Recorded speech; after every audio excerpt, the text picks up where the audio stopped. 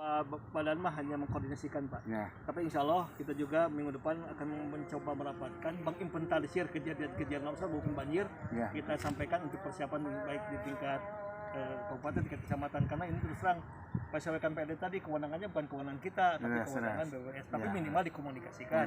Pak Sawek Bapak insya Allah kita sampaikan. Amin, amin Pak.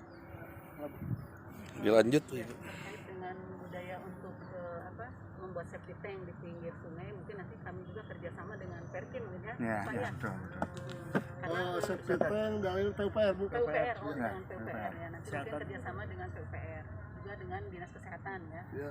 Tapi dari budayanya mungkin memang nanti kita buatkan perbuk. Ya betul.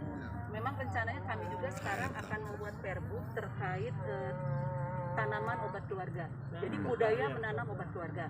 Selain itu juga nanti mungkin budaya menanam tanaman produktif di lahan-lahan yang kosong gitu kan, kita banyak lahan-lahan yang kosong. Nah itu juga mungkin nanti akan buatkan perbuknya terkait dengan itu.